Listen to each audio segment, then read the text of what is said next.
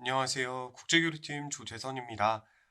네. 안내드릴 내용 설명드리도록 하겠습니다. 우선적으로 목차에 대해서 설명을 드릴 텐데요.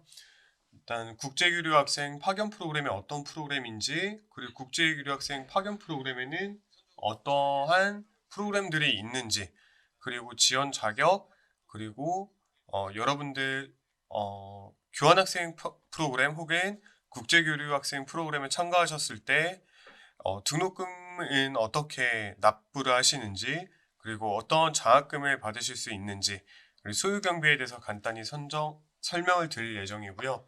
마지막으로는 이제 파견대학을 선정할 때 어떤 파견대학에 가실 수 있는지, 그리고 파견대학을 어떻게 찾으셔야 되는지에 대해서 설명을 드릴 예정입니다. 마지막으로는 이제 국제교류 학생 선발 절차 및 제출 서류에 대해서 안내를 드릴 예정이고요. 유의사항과 이제 해외 대학에서 취득한 학점을 국내 학점으로 인정받는 학점 인정 절차에 대해서 설명을 드리고, 마지막으로는 여러분들 질문을 받아서 답변을 다 드릴 예정입니다. 네, 일단 들어가기 앞서서 하나 설명드릴 게 있는데요. 지금 현재 그 신종 코로나 바이러스가 유럽 및 미국 내에서 재확산되고 있고, 이제 여러분들이 나중에 파견 가시는 국가대에서 파견 가기 전에 코로나 바이러스가 확산되는 경우에는 이제 여러분들 파견이 향후 취소될 수가 있고, 이제 파견 대학의 사정에 따라 여러분들 파견을 저희가 연기해 드릴 수 있지만, 어떠한 경우에는 이제 파견 연기가 불가능할 수 있음을 꼭 참조해 주셨으면 좋겠습니다.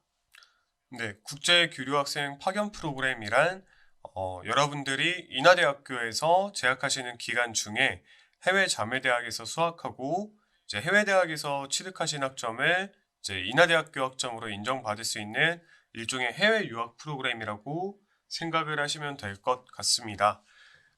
네, 일반적으로 국제차에서 운영하는 프로그램은 이제 등록금 납부 형식에 따라서 이제 본교 등록금 납부형 교환학생과 해외 대학 등록금 납부형 교환학생으로 이제 나뉘어지는데요.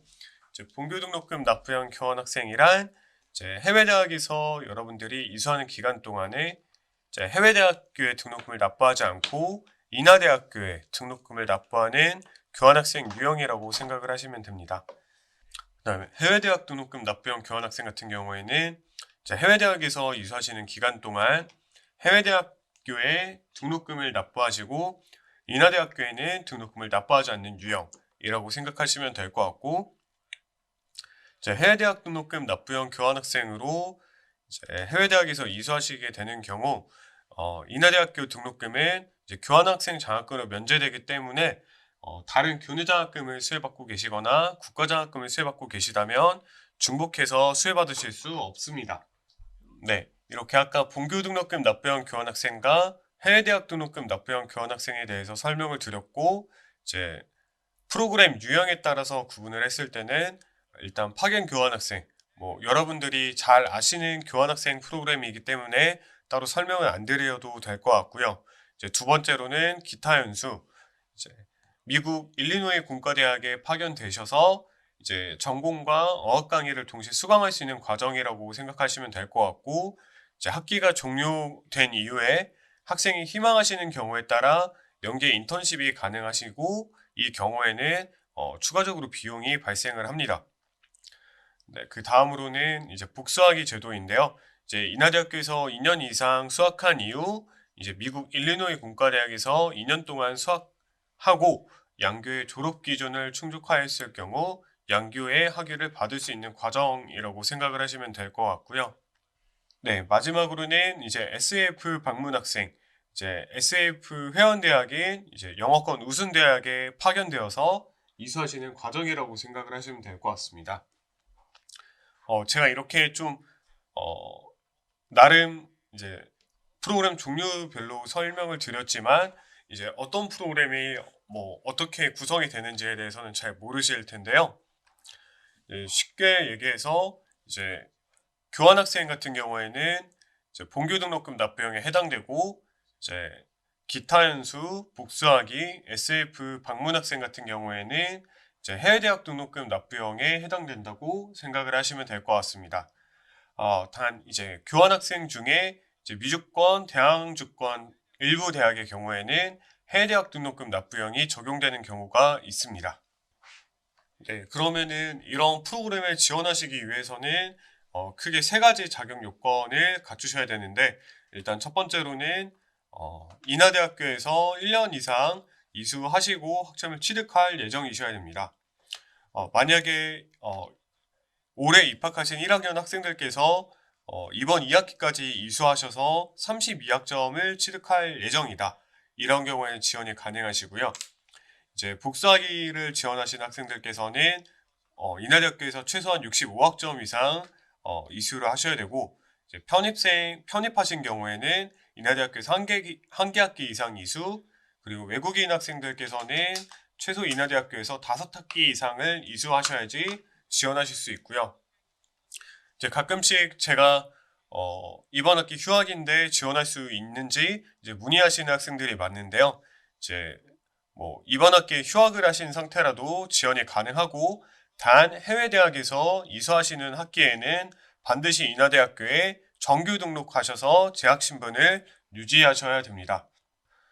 그리고 이제 평점 평균이나 어학 기준 같은 경우에는 이제 지원 대학에서 요구하는 이제 성적 기준과 어학 기준을 충족하실 경우에는 지원이 가능하고요. 이제 평점 평균 같은 경우에는 이제 본인의 GPA가 4.5 만점에 3.0 미만인 경우에는 이제 교환학생 장학금 지급이 불가능합니다. 이제 교환학생 장학금과 관련돼서는 뒤에 조금 더 자세히 설명드리도록 하겠습니다.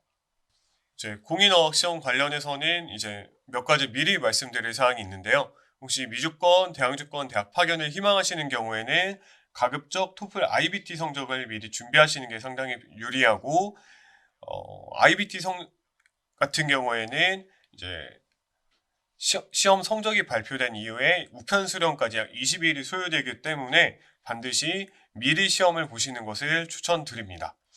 그리고 이제 중국어 및 기타 언어권 지원자 학생들께서는 이제 별도 언어 시험을 진행할 예정이니까 이제 준비하시는 기간 전에 미리 이제 좀 어학 공부를 해놓으시면 도움이 될 것 같습니다. 이제 아무래도 토플 IBT나 토익 그리고 다른 시험 같은 경우에는 이제 준비하시는 게 상당히 시간이 걸리기 때문에 저희가 기간 토플 ITP라는 제도를 운영하고 있습니다. 동일하게 ETS에서 제공하는 지필고사 형태의 토플 시험으로 이제 기간 자체 평가에 주로 사용하고 있고요. 이제 기존에 진행하고 있는 토플 IBT에 비해서 이제 저렴한 비용으로 이제 빠른 시간 내에 성적을 확인하실 수 있다는 장점이 있습니다. 이제 기간 자체 평가에만 주로 사용하고 이제 좀 범용성이 떨어지는 시험이다 보니까 이제 미주, 대항주, 유럽주 이제 일부 대학의 경우에만 이제 기간 토플을 통해서 교환학생 프로그램에 지원하실 수 있고요. 어떤 대학에 지원하실 수 있는지는 저희가 2021년 파견 1학기에 이제 파견 국제교류 학생 공지 시에 함께 공지 드릴 예정입니다. 네, 일단 내년도 일정에 대해서 간략하게 설명을 드리면 이제 2021년 2월 정도에 2번 정도 시험을 볼 예정이고요. 혹시 이제 학생께서 준비가 덜 돼서 일단 시험에 여러 번 응시하고 싶다, 이런 경우에는 중복해서 응시가 가능하시고, 접수 일정에 대해서도 올해 이제 12월 말이나 내년 1월 초 정도에 안내를 드릴 예정입니다. 그 다음으로는 이제 여러분들 등록금이나 장학금 소요 경비에 대해서 설명을 드릴 텐데, 먼저 본교 등록금 납부형 교환학생의 경우에는 제가 처음에 말씀드린 것과 동일하게 해외 대학에서 이수하시는 기간 동안 인하대학교에 수업료를 납부하고 해외 대학에는 수업료를 납부하지 않는 교환학생 유형입니다. 그리고 본교 등록금 납부형 교환학생으로 해외 대학에 파견 가시는 경우에는 여러분들의 성적에 따라서 인하대학교에서 교환학생 장학금을 지급하고 있고, 지급하는 기준은 여러분들이 지원하는 당시에 성적을 기준으로 하고 있습니다. 만약에 지원하시는 학생의 평점 평균이 4.0 이상일 경우에는 수업료의 3분의 2가 면제되고, 이제 3.5 이상에서 이제 4.0 미만인 경우에는 수업료의 3분의 1이 면제되며 이제 평점 평균이 3.0에서 3.5 미만인 경우에는 학비 보조 장학금을 파견 1차 학기에 지급하고 있습니다. 그리고 파견 2차 학기에는 성적에 상관없이 학비 보조 장학금만을 지급하고 있습니다. 여기서 보시면 이제 학비 보조 장학금이라고 나와 있고 금액이 명시되어 있지 않기 때문에 조금 어느 정도 지원을 받으실 수 있는지에 대해서 궁금하실 텐데요. 이제 학비 보조 장학금은 그냥 쉽게 75만 원을 생각하시면 됩니다. 네, 그 다음으로 이제 해외대학 등록금 납부형 교환학생 같은 경우에는 이제 해외대학에서 이사하시는 기간 동안 해외대학의 수업료를 납부하시고 인하대학교에는 수업료가 장학금 명목으로 전액이 면제되게 됩니다. 뭐 아까 말씀드렸다시피 이제 기타 연수, SF 프로그램 복수하기, 그리고 미주 및 대항주권 일부 대학의 경우에만 대학 등록금 납부형 교환학생에 해당된다고 생각을 하시면 될 것 같고요. 일반적으로 일부 해외 대학에서는 별도 장학 혜택을 부여하고 있으니 지원하시기 전에 저희 쪽에 연락을 주셔서 이런 대학에 관심이 있는데 혹시 이 학교에서 별도 장학금을 지급하는지에 대해서 문의를 해주시면 저희가 아는 한도 내에서 최대한 상세하게 답변 드리도록 하겠습니다. 그리고 일단 수요 경비에 대해서 말씀을 드리면 일단 원칙적으로 수업료 이외의 모든 소요 비용은 학생들께서 직접 부담하신다고 생각을 하시면 될 것 같고요. 이제 뭐 본인이 어떤 대학에 가고 싶은데 수요 경비가 어떻게 되는지 확인하고 싶다라고 생각이 드시면 이제 국제청 홈페이지를 통해서 국제청 홈페이지 자료실에 있는 뭐 팩트시트나 체험기 등을 통해서 이제 어느 정도 경비가 드는지 확인을 하실 수 있습니다. 교환학생에 지원하시는 이제 대부분의 학생들께서는 이제 장학금을 중복해서 수혜받는 경우가 많은데요. 이제 교환학생 장학금의 경우는 이제 다른 교내 장학금과는 중복해서 수혜가 불가능하시고 만약에 다른 장학금을 중복해서 수혜가 가능하다면 두 장학금 중에 금액이 큰 장학금을 선택하셔서 수혜받을 수 있습니다. 네, 두 번째로 이제 교환학생 장학금과 국가장학금을 이제 중복해서 수혜가 가능합니다. 이제 장학금의 종류가 워낙 많기 때문에 기타 관련돼서 좀 자세한 사항에 대해서 알고 싶다면 장학복지팀은 국가장학금 담당하시는 선생님께 전화를 주시면 조금 더 자세한 정보를 얻으실 수 있을 겁니다. 이 정도 제가 설명을 드렸으면 이제 이런 교환학생 프로그램이 있고 이제 학교에서 어떻게 제대로 운영하고 있는지는 아실 것 같아서 이제 교환학생 이제 파견대학을 선정하시는 방법에 설명을 드릴 텐데 일단 기본적으로 하셔야 될 과정은 본인 그 학생께서 평소에 관심 있었던 국가나 이제 파견을 희망하는 국가에 대해서 먼저 선정을 하신 이후에 저희가 공지사항에 올려놓은 이제 리스트를 확인하셔서 그 학생이 파견한 국가에 있는 대학 중에 이제 본인의 전공과 유사한 전공 프로그램을 제공하는 대학이 있는지, 그리고 그 대학에서 전공 관련 강의를 영어로 제공하는지에 대해서 확인을 반드시 하셔야 됩니다. 여기 화면을 보시면 제가 조금 간략하게 이제 네모 박스를 쳐서 설명을 써놨는데요. 이런 식으로 일단 대학을 처음에 선정하시면 될 것 같고 이제 그 다음으로는 그 대학을 선정하셨다면 해당 대학에서 요구하는 이제 어학 요건 그리고 성적 요건을 반드시 확인하셔야 됩니다. 이제 화면을 보시면 뭐 네바다 주립대학 라스베거스에 대해서 나와 있는데 이제 최저 어학 요건이 토플 IBT 기준으로는 61점, ITP 기준으로는 500점, 이제 토익 기준으로는 650, IELTS 기준으로는 6이라고 나와 있는데요. 이제 그 나온 네 가지 공인 어학 성적 중에서 한 가지 이상 충족하셨을 경우에는 지원이 가능합니다. 단 이제 뭐 어학 세부 요건에 뭐 IELTS 모든 영역에서 5.5 이상인 경우에는 그 해당 요건을 충족시키셔야지 지원이 가능합니다. 네, 뭐 예를 들어서 설명드리면 뭐 제가 교환학생 프로그램에 지원한다고 생각을 했을 때 제가 토익 점수가 700점이다. 이러면 네바다 주립대학 라스베이거스는 지원이 가능하고요. 만약에 제가 토익 점수를 안 가지고 있고 IELTS 점수를 가지고 있는데 종합 점수로는 이제 6인데 제가 한 개 영역에서 만약에 5.0을 받았다. 이런 경우에는 해당 대학에 지원할 수 없습니다. 네. 그 다음으로는 이제 최저 성적 요건을 맞출 수 있는지 이제 확인을 하셔야 되는데요. 이제 대부분 뭐 4.0 기준에 3.0 이상이거나 이제 4.5 기준에 3.0 이상이면 이제 대부분 대학에 이제 지원이 가능하다고 생각을 하시면 될 것 같고요. 인하대학교와 다르게 이제 성적 만점이 이제 4.0인 경우가 있습니다. 이런 경우에 이제 본인의 성적을 확인하시려면 이제 인하대학교 증명발급 사이트에 들어가셔서 성적표 출력을 통해서 4.0 만점으로 환산한 본인의 인하대학교 학점을 확인하실 수 있습니다. 네, 그 다음으로는 이제 지원 자격 요건 중에 이제 기타라고 나와 있는데 이제 뭐 일리노이 공과대학 복수학위 과정이라고 나와 있죠. 예, 여기 기타를 보시면 인하대학교 주전공과 정확하게 일치하여야 함. 이런 경우에는 이제 상대대학교에서 제공하는 이제 커리큘럼과 본인의 인하대학교 전공이 동일하게 일치하는 경우에만 지원이 가능하다는 뜻입니다.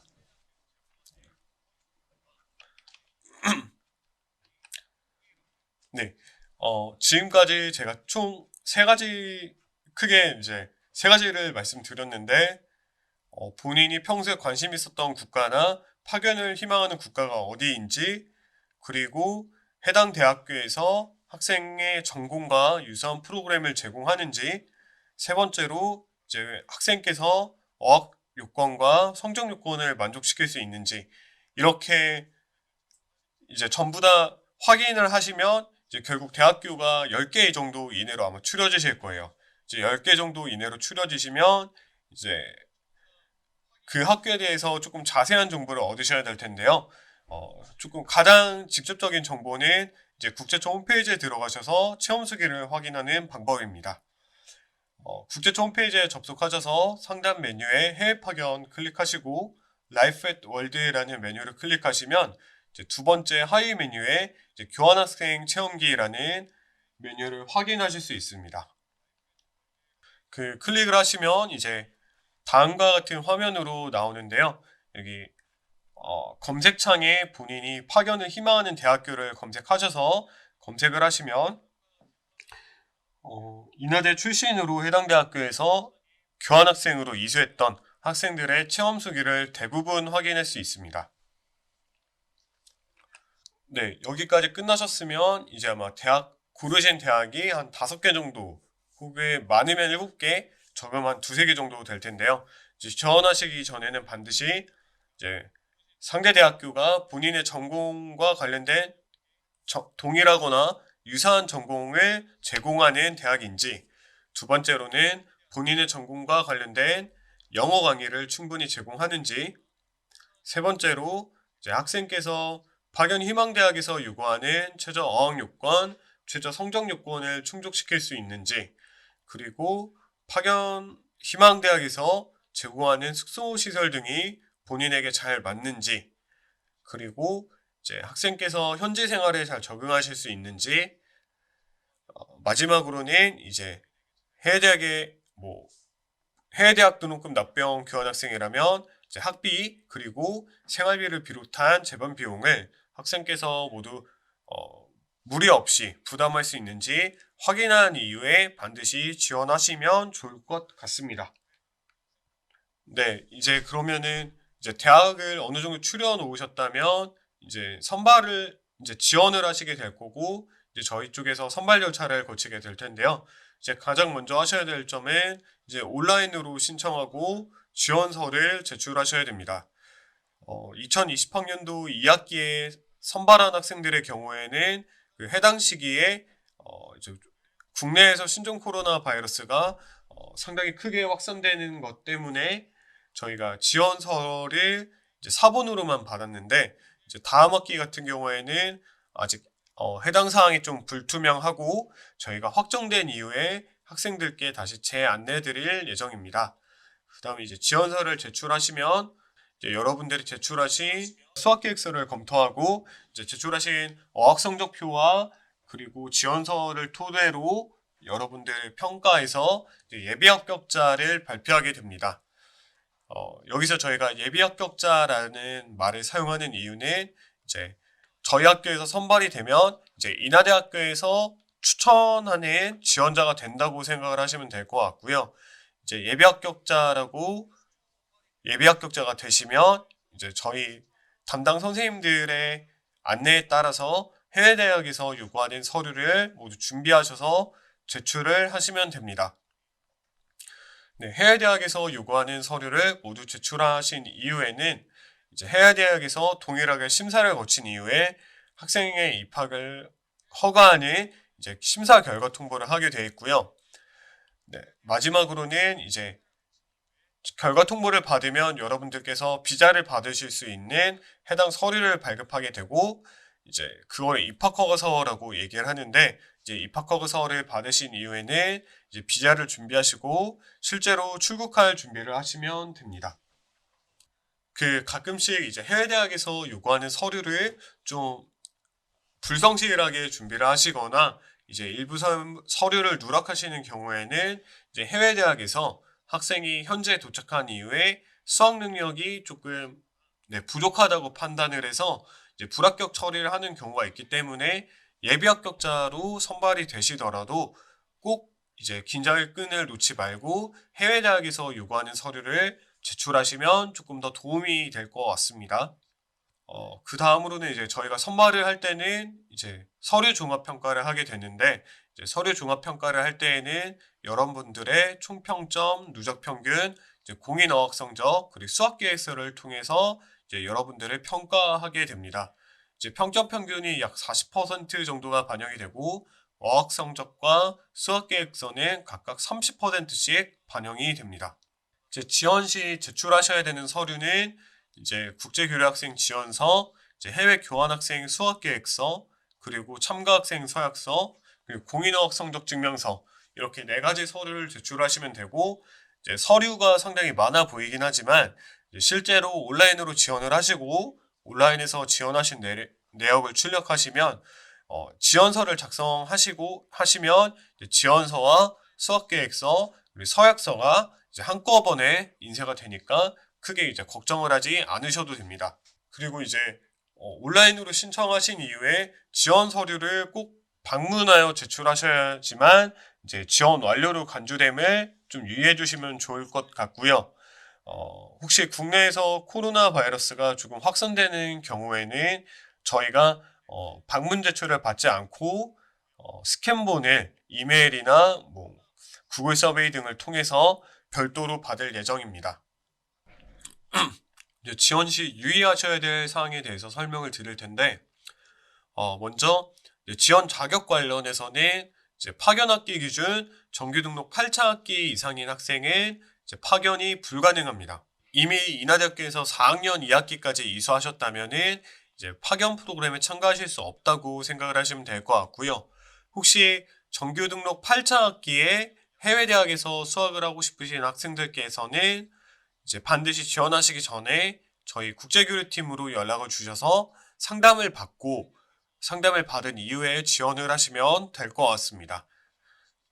두 번째로 여러분들 교환학생으로 파견 가시는 기간 동안에는 반드시 휴학을 하시면 안 됩니다. 휴학을 하시면 이제 교환학생 자격이 박탈되고 혹시 교환학생 자격금을 수혜받으셨다거나 다른 장학금을 수혜받으신다면 해당 장학금이 환수 조치될 수도 있습니다. 그리고 이제 해외 대학 파견 이후에 이제 수학 기간 단축은 하실 수는 있지만 이제 수학 기간을 연장하실 수는 없습니다. 그렇기 때문에 혹 학생께서 뭐 1개 학기를 파견 갈지 혹은 2개 학기를 파견 갈지 결정하지 않으셨다면 이제 되도록이면 이제 2개 학기를 파견 가셔서 1개월에서 2개월 정도 해외 대학에서 생활해 보신 이후에 수학 기간을 단축하는 것을 추천드립니다.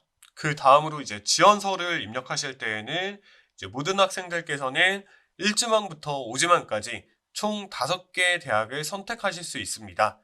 단 이제 본인 학생께서 희망하시는 대학이 한 개 대학인 경우에는 이제 1지망에만 입력을 하시면 되고 2지망부터 5지망까지 입력을 학생들께서 선택하셔서 결정하시는 상황입니다. 두 번째로 이제 교환학생으로 해외 대학에서 공부를 한다고 하더라도 해외 대학에서 이수한 모든 과목을 인하대학교 학점으로 인정받을 수 있는 건 아닙니다. 그렇기 때문에 꼭 지원하시기 전에 그 학생의 졸업 요건이나 해외 대학에서 이수한 과목을 우리 학교 학점으로 인정받을 수 있는지 먼저 해당 학과에 계신 지도 교수님과 혹은 이제 학과장님과 상담을 받으신 이후에 꼭 결정을 하시면 될 것 같습니다.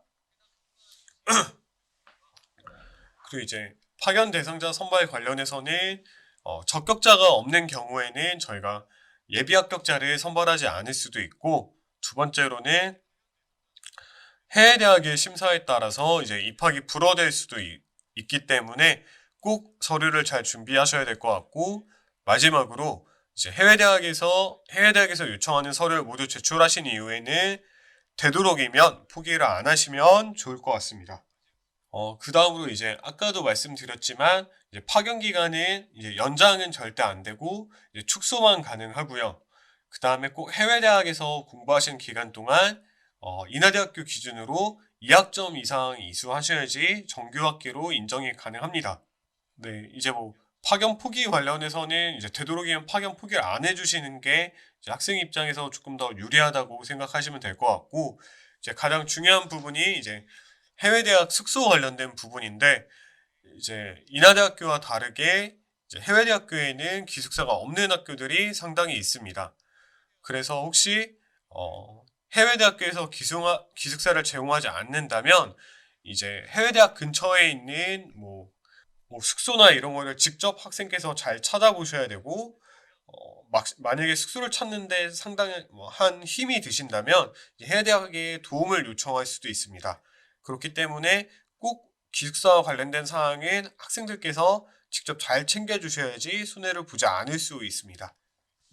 예로 하나를 설명드리면 이제 한 3년 정도 된 것 같은데, 이제 A라는 국가에 파견을 가는 학생이 있었는데, 해당 대학의 기숙사 같은 경우에는 선착순으로 신청이 마감되는 것이 있고, 이제 기숙사 숫자에 제한이 되어 있기 때문에 이제 대부분 학생들이 기숙사에 살 수 없는 상황이었고, 그 해당 학교 위치가 워낙 도심에 있기 때문에 조금 이제 별도로 방을 구해서 산다면 조금 비용적인 부담이 많이 큰 상황이었는데요. 이렇게 안내될 때 선착순이라고 안내를 상대대학교에서 해줬다면 최대한 빨리 해주시는 게 맞고요. 그 해당 학생 같은 경우에는 기숙사 신청을 조금 늦게 한 덕분에 기숙사를 배정받지 못해서 외부 숙소에서 지내게 된 경우가 있었고, 이제 외부 숙소에서 지내다 보니까 학생이 부담하는 비용이 상당히 크게 늘어났던 기억이 있습니다. 네, 마지막으로는 이제 학점 인정 관련돼서 설명을 드릴 텐데요. 이제 제가 처음에도 설명드렸듯이 해외 대학에서 이수한 과목을 인하대학교 학점으로 인정받을 수 있습니다. 이제 해외 대학교에서 이수한 영문 교과목 그대로 인하대학교 성적표에 들어간다고 생각을 하시면 될 것 같고요. 이제 전선, 전필, 교필 교선, 제2전공 등으로 인정이 가능하고, 대학교 교양 필수 과목이나 이제 교직 과목으로는 인정받을 수 없습니다. 해외 대학에서 수학한 모든 과목에 대해서 학점 인정을 받을 수는 없고요.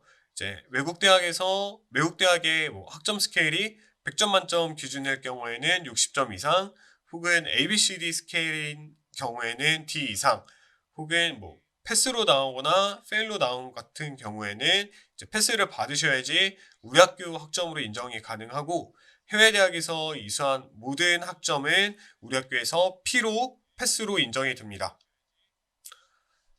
가끔 이제 학생들 보다 보면 이제 되게 많은 과목을 이수하셨는데 이제 한 개 과목 정도 이제 F를 받아서 오시는 학생들이 있는데요. 이런 경우에는 F를 받은 과목은 제외하고 나머지 과목만 선택하셔서 이제 인정을 받으실 수도 있습니다. 네, 해외 대학에서 이수한 학점은 한 학기에 최대 19학점까지 인정받으실 수 있고, 제 인하대학교와 다르게 뭐 학제가 다른 학교들이 있기 때문에 국가별 학점 인정 비율은 별도 환산표를 저희가 가지고 있고 해당 자료에 대해서 요청을 주시면 저희가 항상 제공해 드리도록 하겠습니다. 이제 마지막으로 이제 가끔씩 이제 외국 대학에서 이제 한국어 회화 과목을 수강하시는 경우가 있는데요. 이제 한국어 회화 과목을 수강하셨을 경우에는 인하대학교 학점으로 인정받을 수 없습니다. 또는 이제 외국 대학에서 어학과정을 이수하시는 경우가 있는데 이제 어학과정 같은 경우에는 30시간당 1학점씩 최대 6학점까지만 인정이 가능하다는 것을 조금 아시면 좋을 것 같습니다. 네, 학점 인정을 받는 거는 파견 가시기 전에 학과장님과 면담을 통해서 해외 대학에서 어떤 과목을 이수하고 해당 과목을 우리 학교 어떤 종별로 인정받을 건지에 대해서 확인을 받는 절차를 반드시 받으시면 될 것 같고, 이제 파견 중에는 이제 포털에 들어가셔서 수강 과목을 반드시 입력을 해주셔야 됩니다. 마지막으로 이제 귀국하신 이후에는 해외 대학교에서 발급한 성적표를 기준으로 학점 인정 청원서를 작성하시면 되고요. 학점 인정 청원서를 작성하신 이후에 학과장님과 면담을 통해서 면담을 하시고 학점 인정 사항을 모두 결정하셔서 소속 학과 사무실로 제출을 하시면 이제 학과에서 저희 쪽으로 서류를 이제 나중에 넘기게 되어 있습니다. 추후에 질문이 생기실 것 같으시면 저희 국제처 홈페이지 Q&A 게시판을 이용하셔서 질문을 올려주시면 저희가 확인한 이후에 최대한 빠르게 답변을 드리도록 하겠습니다. 네, 아직 시간이 좀 많기 때문에 방문 상담도 받으실 수 있는데요. 방문 상담을 원하시는 경우에는 먼저 이메일로 저희 쪽에 방문 상담을 받고 싶다고 말씀을 해주시면 저희가 확인한 이후에 학생들과 이제 시간을 예약하고 조금 더 자세한 상담을 해드릴 수 있습니다. 근데 이제 상담을 받으러 오실 때는 그냥 너무 막연한 상태로 오시면은 학생들께서도 얻을 수 있는 정보가 상당히 적기 때문에 반드시 좀 본인이 어떤 국가로 가고 어떤 대학으로 가고 싶은지 이 정도까지는 결정해서 오시면은 조금 더 자세한 상담이 될 수 있을 것 같습니다. 네, 이렇게 하면 제가 준비한 설명의 자료는 모두 이제 끝났다고 보시면 될 것 같고요. 일단 설명회는 이것으로 마치도록 하겠습니다. 혹시 자료를 읽어보시고 추가적으로 질문이 있으신 경우에는 저희가 안내드린 이메일 주소 혹은 국제처 Q&A 게시판을 이용하셔서 질문을 해주시면 될 것 같고요. 일단 네, 시청해주셔서 감사합니다.